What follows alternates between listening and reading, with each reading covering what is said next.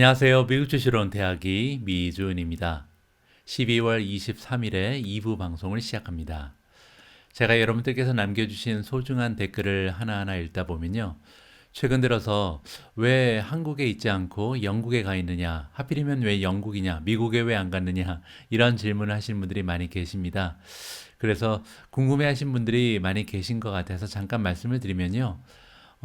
지금 저는 그 직장 생활을 하고 있지 않기 때문에 사실 지구상 어디에서나 살 수는 있는 거잖아요. 그런데 한국에 살지 않고 있는 이유는 우리 아이들이 아직 어린데 한국에서의 교육 시스템에 너무 고생하는 모습을 보기가 싫어서입니다. 그래서 일단은 경쟁이 좀 덜한 다른 외국에 나가서 하는 것이 첫 번째 목표고요.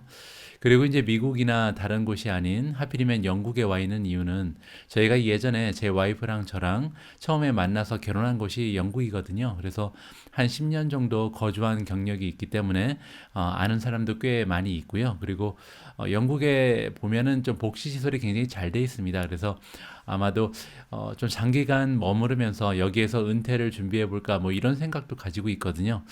여러 가지 생각이 많이 있는 요즘입니다. 언제까지 영국에 살게 될지는 저도 잘 알지를 못하겠고요. 그리고 이제 영국도 이제 여러 군데가 있는데 하필이면 캠브리지에 지금 와 있는 이유를 잠깐 설명드리면 예전에 10년 동안 영국에 있을 때는 런던에 살았었거든요.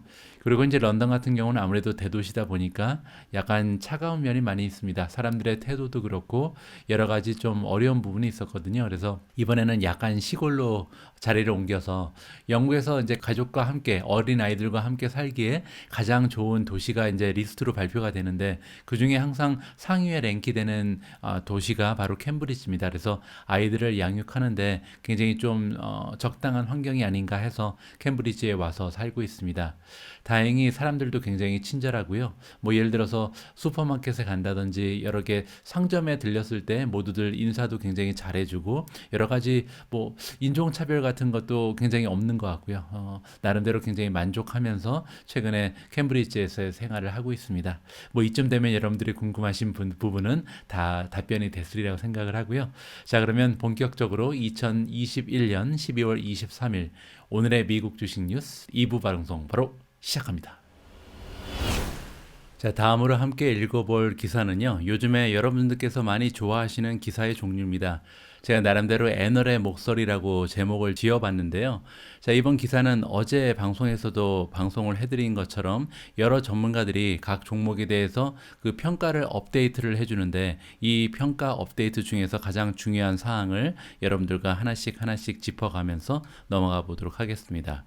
가장 먼저 나오는 종목은요, 세일즈포스인데 에버코어 ISI라는 투자 기관에서 이번에 세일즈포스가 2022년에 우리가 투자해야 되는 가장 좋은 종목이라고 선정을 해줬습니다. 그 이유가 잠깐 나오는데요. 셀링이 오버던 됐다. 따라서 최근 들어서 세일즈포스 같은 경우는 한 두 달 동안 주가가 무려 한 20% 가까이 떨어졌거든요. 그래서 너무나 많이 떨어졌다. 그래서 이제는 반등할 시기가 되었다라고 보는 것 같습니다. 그리고 이제 한마디 덧붙여서 가장 좋은 성장주 중에 하나다. 그러니까 지금 소프트웨어의 그 사스 기업이라 그러죠. 그 클라우드를 기반으로 해서 소프트웨어를 구축해 놓고 비즈니스를 하는 사스 기업들 중에서 가장 우량주가 사실 세일즈포스거든요. 이미 어닝도 발생을 하고 있고요. 따라서 이러한 면을 생각해 봤을 때 18%, 19% 떨어진 지금 시점이 줍줍을해서 나아가서 2022년까지 좋은 수익을 발생할 수 있을 것이다라고 전망을 하는 것 같습니다. 자, 다음은 CT인데요. 애플의 그 목표 주가를 이번에 170에서 200으로 상향 조정했다. 이 부분은 우리가 일부 방송에서 제가 자세한 내용을 전해드렸잖아요. 이 부분에 대해서는요, 오늘 일부 방송을 통해서 자세한 기사를 함께 읽어본 바가 있습니다. 이 부분에 대해서 궁금하신 분은 일부 방송을 참고해 주시면 좋을 것 같습니다. 자, 다음으로 넘어가면요. 바클레이는 이번에 리비안이라는 종목에 이퀄 웨이트, 즉 보유 의견을 줬습니다. 홀드죠. 자, 이렇게 보유 의견에 머무르고 있는 이유를 여기서 설명을 해주고 있는데요. 3분기에 어닝 콜이 지난주에 있었는데 여기에서 이제 리비안이 어떻게 발표를 했냐면 런칭을 하고 지금 프로덕션을 지금 향상시켜야 되는데 세 가지의 다른 그 차량을 동시에 지금 런칭할 계획이 있었거든요. 앞으로 몇 달 안에 이렇게 여러 개의 차량을 동시에 런칭하고 대량 생산하기에는 굉장히 좀 많은 챌린지들, 어려움이 지금 도사리고 있다. 이렇게 지금 지금 자체 진단을 했다고 합니다. 뭐 여러분들 잘 알고 계신 것처럼 서플라이 체인의 문제도 아직 지속적으로 문제가 발생하고 있고요. 그뿐만이 아니라 최근에 노동 시장이 굉장히 좀 타이트하잖아요. 사람 구하기도 어렵고 거기에 코비드 바이러스에 굉장히 좀 어려운 복합적인 상황이 있기 때문에 아무래도 리비안이 향후에 그 단기적으로 봤을 때는 아직까지는 좋은 모습을 보이기는 어렵지 않을까 이렇게 생각을 하는 것 같습니다. 자, 계속해서 장기적으로 한번 봐야 될 것 같고요. 자, 다음은 베어드가 이번에 테슬라의 아웃퍼폼을 다시 한번 줬다. 이렇게 지금 나와 있습니다. 테슬라에 대해서 어떻게 평가를 하고 있냐면요. 지금 4분기에 실적이 발표가 될 텐데 아마도 4분기 실적이 나오면은요. 굉장히 좀 디맨드가 아직까지도 강력하다. 따라서 테슬라 차는 아직까지도 없어서 못 판다는 것을 직접 수치로 확인해 볼 수가 있을 것이다 라고 하면서 실적으로 승부를 걸 것이다. 이런 전망을 해주고 있습니다. UBS가 지금 엔비디아를 다시 한번 2022년에 우리가 투자해야 되는 가장 좋은 종목이다. 탑픽이라고 다시 한번 확인을 해줬고요. 자, 이번에는 오픈하이머입니다. 오픈하이머가 2022년에 가장 좋은 주식은 코인베이스라고 지금 지켜 세우고 있는데요. 코인베이스가 선정된 이유를 잠깐 살펴보면 디지털 에셋, 디지털 자산이라고 부르는 거죠. 지금 기관 쪽도 그렇고 그리고 우리 같은 소비자들도 그렇고요. 계속해서 디지털 자산 쪽에 우리가 좀 마음을 열고 다가서고 있다. 따라서 가면 갈수록 더욱더 좋은 추세를 보여줄 종목이 바로 코인베이스다. 이렇게 평가를 하는 것 같습니다. 자, 밑으로 내려와서요. 커스쿼하나라는 투자 기관이 있는데 이번에 보잉의 리이터레이트 다시 한번 포지티브라는 즉 이제 매수 의견을 다시 한번 줬다라고 우리가 해석을 해볼 수가 있습니다. 어저께 제가 말씀드린 것처럼 뭐 737 맥스라든지 중국과의 관계도 호전되고 있고 여러 가지 이제 호재가 좀 겹치는 그런 상황에 와 있잖아요. 만약에 그 코비드 바이러스만 좀 잠잠해지면 보잉은 좋은 모습을 보일 수 있을 거라고 기대를 해도 좋을 것 같습니다. 자, 그리고 다음은 텔시라는 투자 기관에서 아마존이 2022년 탑픽이다 이렇게 치켜 세워주고 있고요. 그 이유를 잠깐 살펴보시면 아마존 같은 경우는 마켓 시어가 계속해서 늘어나고 있다. 뭐를 이용해서 마켓 시어를 늘리고 있냐면 그들이 지금 가지고 있는 프라임 커스터머 베이스, 그 프라임 멤버십에 가입한 사람들의 숫자가 엄청나잖아요. 사실 저도 이번에 영국에 와서 한 일주 만에 프라임 커스터머 멤버십에 가입을 했거든요. 이게 가입을 한 이유가 뭐냐면 가입을 할 수밖에 없게 돼요. 다른 그 이커머스랑 비교를 하면 일단 그 딜리버리의 그 속도라든지 아니면 물건을 가지고 있는 그 인벤토리의 수준이 너무나 차이가 많이 나거든요. 다른 데 가서 사고 싶은 것도 다른 데 가서 사고 싶어도 사실 인벤토리가 없어서 재고가 없어서 살 수가 없는 상황인데 아마존은 대부분의 물건들이 잘 갖추어져 있고 그리고 대부분의 물건이 다 다음날 바로 배송이 완료되기 때문에 굉장히 좀 차원이 다른 이커머스의 운영을 하고 있다. 이렇게 우리가 정리를 해볼 수가 있습니다. 그 밖에도 또 하나 좋은 점이 뭐냐면 지금 새로운 그 리테일 카테고리가 늘어나고 있다. 예를 들어서 그로서리도 그러니까 식료품도 판매를 하고요. 파머시라는 것은 이제 약국이죠. 약국도 운영을 하고 패션 쪽에도 뛰어들고 있고요. 나아가서 AWS 즉 클라우드 쪽의 그 프로피터빌리티 수익률도 계속해서 강화되고 있다. 따라서 내년에 아마존은 굉장히 좋은 모습을 보일 수밖에 없다. 이렇게 평가를 해주는 것 같습니다. 자, 마지막으로 이제 마이크로소프트가 등장을 하는데 오픈하이머가 마이크로소프트의 이번에 매수 의견을 다시 한번 확인을 해줬다고 합니다. 마이크로소프트를 좋게 생각하는 이유에 대해서는요. 가격 경쟁력, 가격 결정권이 있고 그리고 이제 스케일, 굉장히 좀 대량 판매를 하는 이러한 특성을 가지고 있잖아요. 이러한 그 장점을 가졌기 때문에 마이크로소프트에 좋은 점수를 준다고 합니다. 자, 다시 또 새로운 업데이트 소식이 들리면요. 다른 종목에 대한 소식도 정리를 해서 다음 방송에서 또 전해드릴 수 있도록 하겠습니다. 제가 지난 1년 반 동안 미준이라는 채널을 통해서 그리고 제가 집필한 2권의 책을 통해서도 그랬고요. 또 가끔씩 타 채널에 출연해서도 가장 많이 이제 반복해서 강조하는 부분이 우리가 왜 미국 주식 시장에 투자를 해야 좋은 수익률을 얻을 수 있는지 이 부분에 대한 논리입니다. 뭐 예를 들어서 4차 산업혁명을 주도하는 기업들이 모두 미국에 있다. 그리고 과거 50년, 과거 100년을 봐서도 미국 주식시장은 평균 10% 정도의 수익을 계속 발생시켰다. 뭐 이러한 여러 가지 부분이 있는데요. 이번 기사를 보시면 우리가 미국 증시에 투자를 해야 되는 또 한 가지의 이유가 또 자명하게 발견이 됩니다. 자, S&P 500의 바이백은 자사주 매입이잖아요. 자사주 매입이 이번에 새로운 기록을 경신했다. 이렇게 나와 있습니다. 3분기에 굉장한 자사주 매입이 있었던 걸로 나와 있고요. 또 4분기에는 조금 더 올라갈 수 있다. 따라서 가면 갈수록 자사주 매입의 규모가 커지고 있다. 이렇게 우리가 정리를 해볼 수가 있겠죠. 자, 밑으로 내려가서 조금만 더 자세히 살펴보시죠. 자, S&P 500의 3쿼터, 3분기에 쉐어 리퍼처스, 즉 자사주 매입이요. 234.6 빌리언에 이르렀다고 합니다. 엄청난 금액이죠. 2,340억 정도를 지금 자사주 매입으로 사용을 한 거잖아요. 이 수치는 2분기에 비해서 무려 18%나 껑충 뛰어오른 수치고요. 1년 전하고 비교했을 때는 무려 130.5%나 증가를 했다고 합니다.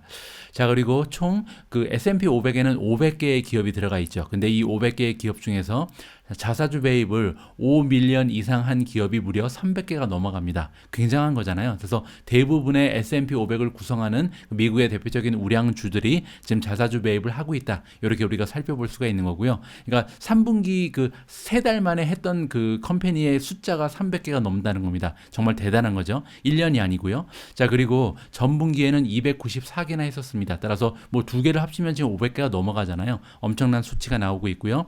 지난 2020년 3분기에는 190개였으니까 작년하고 비교했을 때 훨씬 더 많은 기업들이 드디어 자사주 매입에 지금 굉장히 많은 돈을 투여하고 있다. 이렇게 우리가 이해를 해볼 수가 있죠. 특히 이제 IT, 인포메이션 테크놀로지는 IT잖아요. IT 쪽이 굉장히 많은 자사주 매입을 지금 주도하고 있다. 이렇게 우리가 살펴볼 수가 있을 것 같습니다. 자, 그뿐만이 아니고요. S&P를 이루고 있는 500개의 기업은 지금 배당도 굉장히 많이 올리고 있다라고 나와 있습니다. 배당금이 5.4%가 지금 올라가서요. 지금 130.0 빌리언이니까 1,300억 원을 단 3개월 만에 배당으로 지급했다. 이렇게 지금 나와 있습니다. 이 수치는요. 1년 전에 같은 시기랑 비교를 했을 때 12.5%나 배당금이 껑충 뛰어 오른 수치다. 따라서 10% 이상 배당금도 상승하고 있는 것이 미국의 대표적인 500대 기업이다라고 보시면 될 것 같습니다. 자, 그뿐만이 아니라 looking ahead, 우리가 이제 앞에 전망을 살펴보면요, 이러한 자사주 매입은 4분기에 들어서 오히려 더 올라갈 가능성이 있다. 그래서 새로운 기록을 경신할 가능성이 있다는 거죠. 자, 이렇게 미국의 대표적인 기업들, 우리가 이제 시장 지수 할 때 보통 S&P 500을 얘기하잖아요. 이 S&P 500은 지난 10년, 지난 20년, 지난 50년 동안 평균적으로 10% 이상의 수익률을 우리한테 안겨주고 있었습니다. 그리고 이렇게 10%나 되는 수익률을 안겨줄 거기에 바탕에는 이렇게 바이백도 굉장히 열심히 하고 배당도 꾸준히 상승시키면서 전체적인 수익률이 굉장히 좋을 수밖에 없다. 이렇게 우리가 이해를 해볼 수가 있겠죠. 다시 한번 말씀드리지만 주식 투자를 할 때는요, 확신이 굉장히 중요합니다. 내가 가지고 있는 종목뿐만이 아니라 내가 들어가 있는 시장, 그리고 내가 투자하고 있는 그 환경에 대해서 어떠한 확신이 있어야만 장기적인 관점을 가지고 우리의 투자를 지켜낼 수가 있거든요. 자, 이렇게 S&P 500의 바이백이 올라가는 모습을 보면서 우리의 미국 주식 투자에 대한 논리를 다시 한번 강화시켰으면 하는 바람에서 이번 기사를 소개해드렸습니다. 지금 보고 계신 화면은요, 제가 어제 방송에서 여러분들에게 소개해드린 기사입니다. 그때 이제 UBS라는 투자 기관에서 엔비디아, 마벨 테크놀로지, 그리고 마이크론 이렇게 세 종목이요, 2022년에 가장 좋은 모습을 보여줄 반도체 최고의 주식이다. 이러한 그 기사를 우리가 함께 읽어본 바가 있거든요. 그런데 오늘 기사를 제가 검색을 하다가 다음과 같은 기사를 발견했습니다. 처음에는요, 마이크론, 마벨 테크놀로지, 그리고 엔비디아가 나오길래 어제 제가 여러분들에게 소개해드린 기사랑 같은 기사인 줄 알았습니다. 그런데 뒤에 보시면 투자 기관이 다르잖아요. 이번에는 이제 뱅크 오브 아메리카의 서베이 결과에 따르면 이 세 종목이 가장 좋은 반도체 주식이다. 그래서 이 기사 역시도 여러분들과 함께 살펴볼 가치가 있다고 생각이 됩니다. 좀 내려와서 보시면요, 마이크론 테크놀로지, 마벨 테크놀로지, 그리고 엔비디아가 지금 가장 좋은 세미컨덕터 반도체 주식들인데요. 뱅크 오브 아메리카의 서베이 결과에 따르면 그렇답니다. 그 얘기는 이제 인베스터들, 즉 우리와 같은 투자자들을 상대로 설문조사를 했는데 이 설문조사의 결과가 그렇게 나왔다는 거죠. 자, 여기 보시면 인텔 그리고 텍사스 인스트루먼트가 나오는데요. 이 두 종목은 오히려 가장 지금 하락에 베팅하는 이런 종목들이다. 따라서 투자자들이 가장 꺼려하는 종목 두 개가 인텔과 텍사스 인스트루먼트다. 이렇게 우리가 생각을 하면 좋을 것 같습니다. 자, 이 설문조사에 따르면요, 어떠한 결과가 또 하나 나와 있냐면, 여기 지금 나와 있는 것처럼 이 인베스터들, 우리와 같은 투자자들이 이 세미컨덕터 인덱스, 그 반도체 지수가요, 전반적인 그 S&P 500에 비해서 더 좋은 결과를 나타낼 것으로 기대를 한다고 지금 나와 있는데요. 어느 정도로 기대감이 높으냐면 한 500 베이시스 포인트, 500 베이시스 포인트라는 것은 5%를 얘기하거든요. 따라서 내년에 예를 들어서 만약에 S&P 500이 10% 정도의 수익이 발생한다면 반도체 지수는 15% 정도의 수익이 발생할 것이다. 그리고 만약에 S&P 500이 한 5%의 수익을 발생한다면 반도체 지수는 한 10%의 수익을 발생할 것이다. 굉장히 좀 커다란 기대감을 나타내고 있다. 이렇게 우리가 정리를 해볼 수가 있습니다. 자, 이러한 바탕을 여러분들이 이해하시면서요, 제가 예전에 한 1년이 넘은 것 같은데요, 한 1년 3개월 전인가 제가 반도체 그 ETF 하나를 여러분들께 추천드린 바가 있는데, 오늘 다시 한번 이 반도체 ETF를 여러분들에게 소개해드릴까 합니다. 다름이 아닌 SOXX라는 그 반도체 ETF인데요, 이름은 iShares Semiconductor ETF입니다. 이 ETF의 특징은 뭐냐면요, 미국 안에 있는 미국 반도체 기업들만 모아서 만든 ETF라고 보시면 되고요. 수익률이 엄청나거든요. 지금 expense ratio라는 것은 수수료인데, 수수료가 0.43%니까 그렇게 많이 부담이 되는 금액은 아니라고 생각이 되고요. 지금 자, 보시는 것처럼 리턴이 나와 있잖아요. 지난 1년간 이 그 ETF가 준 투자자한테 안겨준 수익률은요, 무려 47.5%나 됩니다.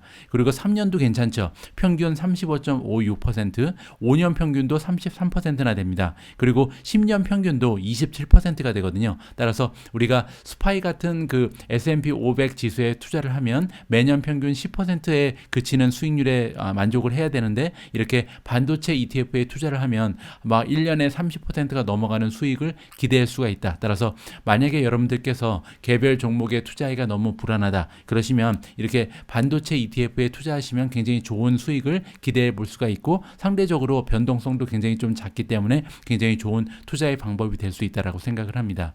자, 그러면 이 iShares Semiconductor ETF, 이 SOXX에는 어떠한 그 종목이 들어가 있는지 잠깐 설명을 드리면요, 탑홀딩즈를 잠깐 보겠습니다. 자, 가장 많은 그 비중을 차지하는 그 기업은요, 브로드컴입니다. 9.27%를 차지하고요. 두 번째로 비중이 높은 기업은 퀄컴이 7.90%, 세 번째로 비중이 높은 기업은 엔비디아고요. 7.06, 인텔도 비중이 만만치 않습니다. 5.88, 다섯 번째로 지금 AMD가 나오네요. 5.19, 여섯 번째가 마벨 테크놀로지고요. 4.81, 그리고 이제 마이크론 테크놀로지가 4.29, 어플라이드 마테리얼즈가 4.08, 램 리서치가 3.99, 그리고 NXP 세미컨덕터가 3.99입니다. 자, 보시는 것처럼 여러분들이 굉장히 좋아하는 주식들이 대부분 다 들어가 있잖아요. 엔비디아도 보이고 AMD도 보이고 퀄컴도 지금 포함이 되어 있고요. 그리고 이제 배당이 굉장히 좋아서 인기가 많은 브로드컴도 포함이 되어 있고, 앞서 우리가 기사에서 확인한 것처럼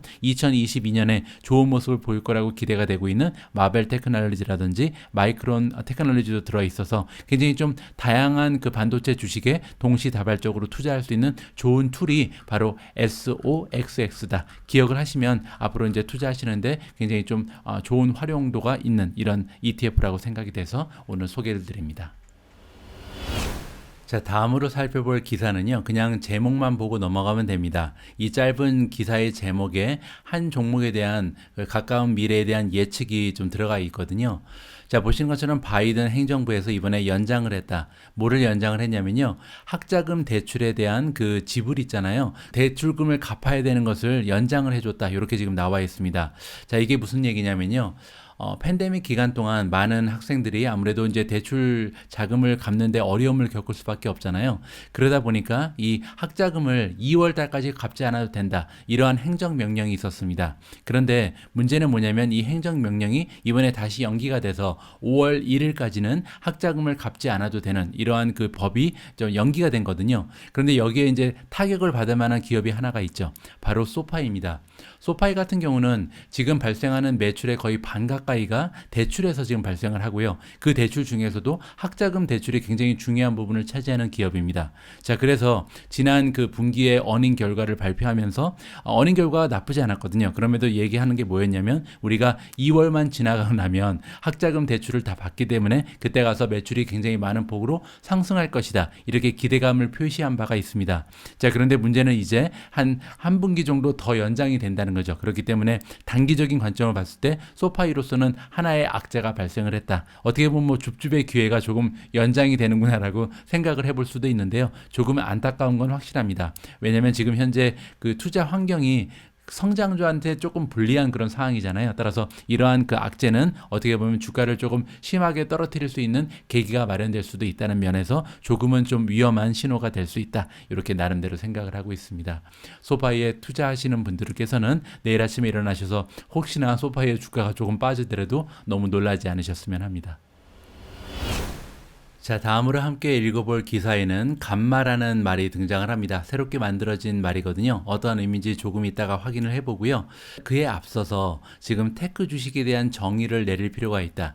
이 얘기가 뭐냐면요. 우리가 이제 흔히 테크주 하는데 과연 테크 주식에 대한 정의를 어떻게 내려야 되는지 이 정의에 따라서 테크 주식 그룹의 그 수익률이 굉장히 많은 차이를 보일 수 있다. 이렇게 우리가 정리를 하면 좋을 것 같습니다. 자, 무슨 얘기인지 직접 한번 기사를 통해서 확인을 해보시죠. 자, 크레딧 스위스라는 투자 기관에서 차별성, 차이성에 대해서 지금 한번 보고 있다. 어떠한 차이냐면요. 우리가 테크 주식을 어떻게 정의를 하냐에 따라서 이 테크 주식이라는 그 그룹의 퍼포먼스, 수익률에 굉장히 차별이 있을 수 있다. 이렇게 지금 얘기를 하고 있거든요. 그 얘기가 뭐냐면요. 테크 그룹이라는 그 정의가 여러 가지가 있을 수 있다는 겁니다. 뭐 예를 들어서 단편적인 예가 나스닥 100인데요. 나스닥 100은 우리가 흔히 QQQ라고 부르는 그룹이죠. 그 나스닥을 이루는 기업들 중에서 상위 100개를 모아놓은 이러한 그룹을 얘기하고요. 우리가 QQQ라는 ETF 때문에 굉장히 유명한 이러한 그룹이 될 수 있습니다.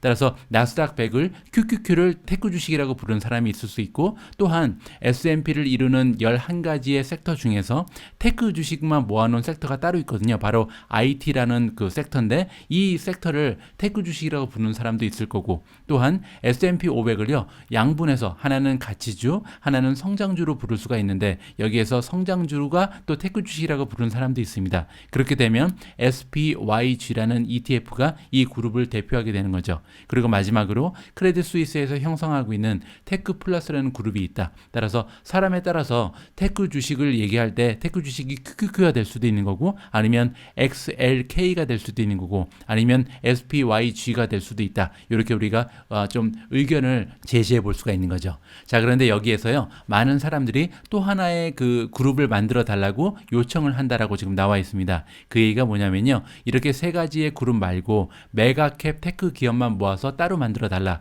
그게 바로 감마거든요. 감마는 예전에 이제 우리가 빵이라고 불렀던 그 기업에 마이크로소프트를 더한 것입니다.